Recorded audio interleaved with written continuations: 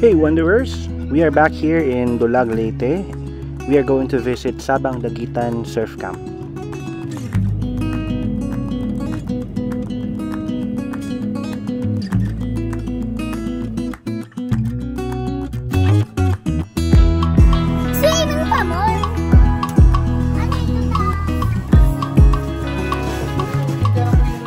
We are here today to celebrate Tatay Junior's 60th birthday. So buong pamilya nandito at mga kaibigan.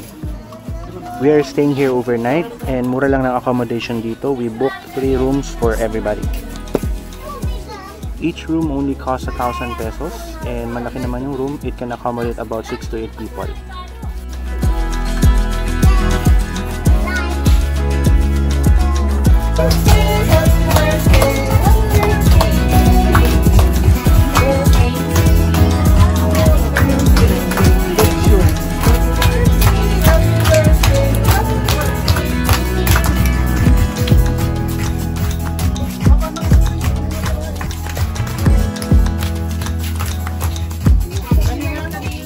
Wow, sana all may bouquet of cash. Sana may magbigay din sa akin ng ganyan.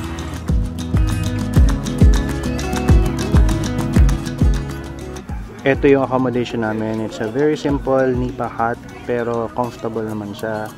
Dito sa isang room may 2 bed. And then dun sa kabila naman may parang pa double deck. Ito po yung mga attendees sa birthday. Ito po si Jinay, si Sarah, si Locke. Dito po sila sa surf camp.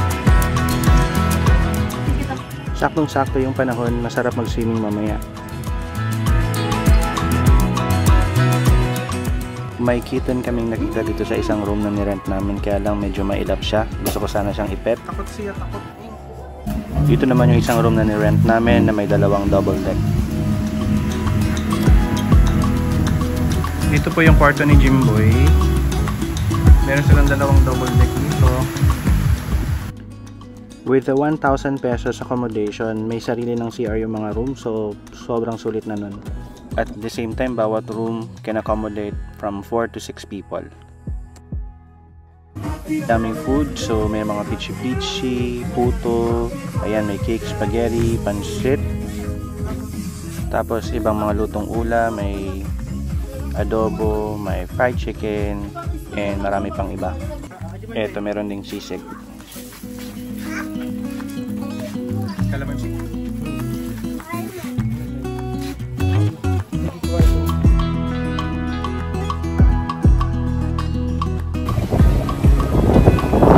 Dito yung side papunta sa may dagat.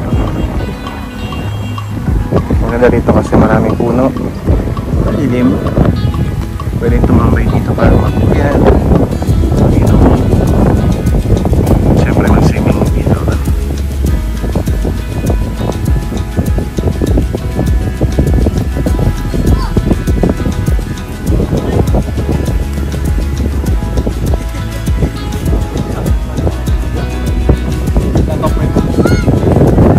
So, na-receive namin yung bill namin. Medyo nagtaka lang kami kasi it's higher than what we were expecting. So, nag-decide kami na puntahan yung office para i-dispute yung some of the charges. Parang na-doble kasi yung charge nila sa amin sa corkage fee. So, ika-clarify natin.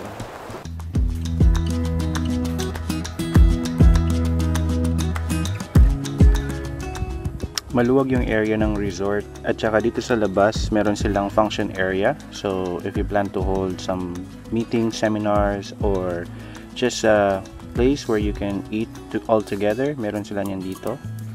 And then bago kami dumiretso dun sa customer service office nila, dumaan muna kami dun sa restaurant inside the resort to check kung ano yung mga menus na ino-offer.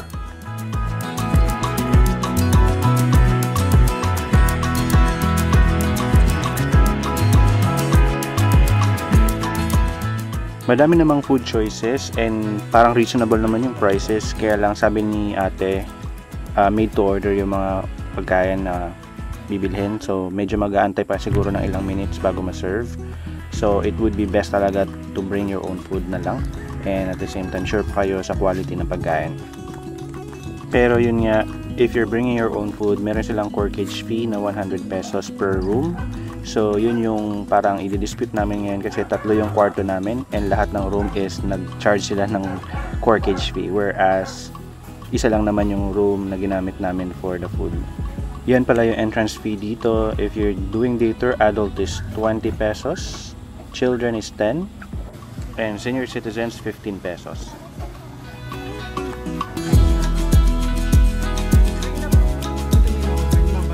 So ito na si John trying to discuss with the receptionist yung mga charges and see how it goes.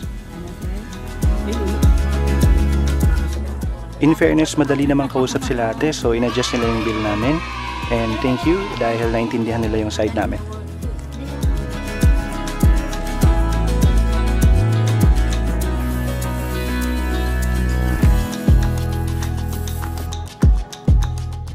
At this point, everyone is still enjoying.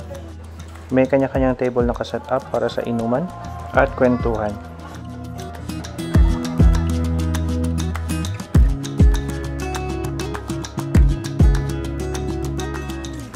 The sun is almost setting and before the day is over, mag-relax muna kami sa tabing dagat para enjoy ang breeze at ang simoy ng alon ng dagat.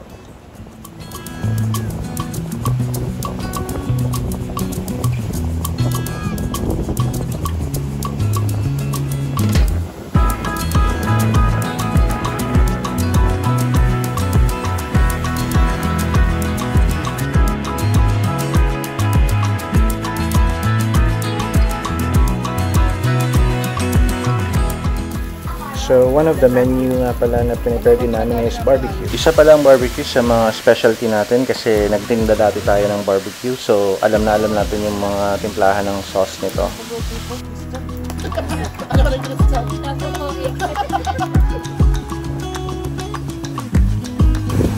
So, nagtakbuhan kami papunta sa may baybay. Kasi nakita namin yung moon sa barangay. Ito.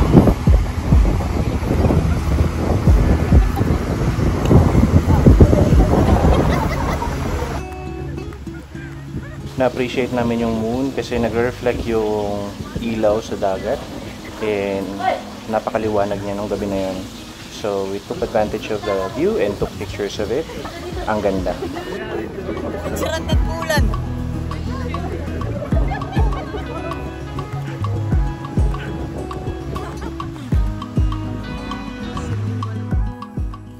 Nung gabing yun, umikot lang kami konti to check the resort and medyo konti lang yung tao, parang halos kami lang. Tapos nakita namin to na sira yung gripo, sayang naman yung tubig, kaya pala nawalan ng tubig doon nung gabi, so baka ginawa nila.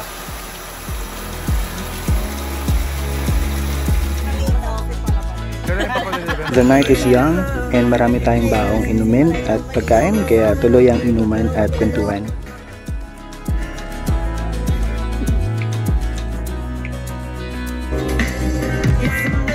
At sa kalagitnaan nga ng inuman, syempre nagkakalasingan na, kaya ito naglalabasan na yung mga damugs.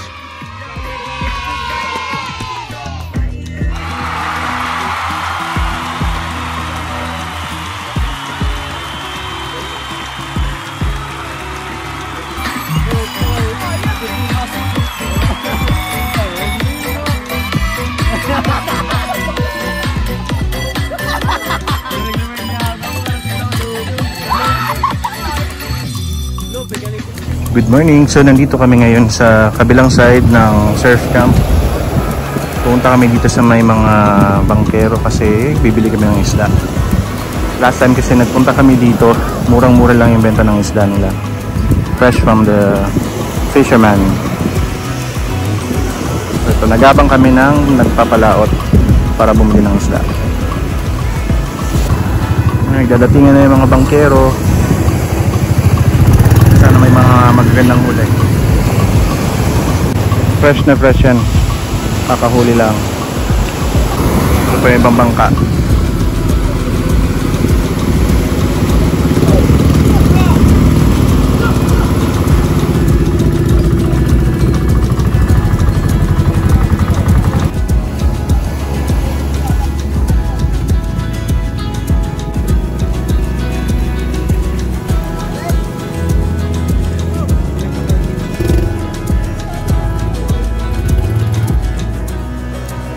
And by the way, if you're new to my channel, please don't forget to like this video.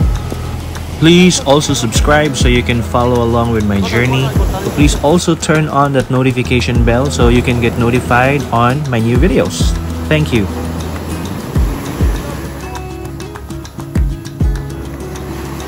Marami kami rin kaming nabili at dadalhin natin ito dun sa resort para iluto at gawing umagahan at tanghalian. Such a beautiful rainbow. Take a little time, baby. May rainbow kasi napakanta tuloy tayo.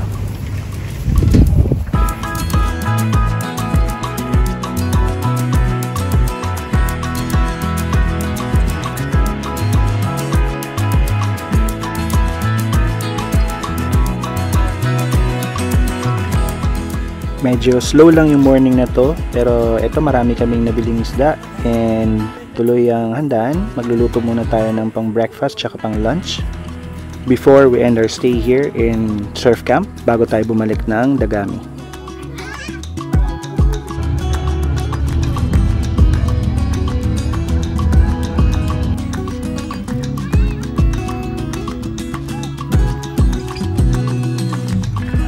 So this wraps up our stay here in Sabang Dagitan Surf Camp in Dulag, Leyte.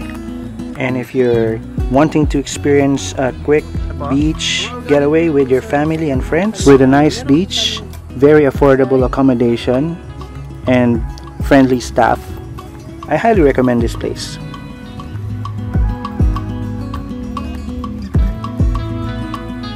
Thank you again for watching and for supporting my channel. I hope to see you on my next video and stay safe always.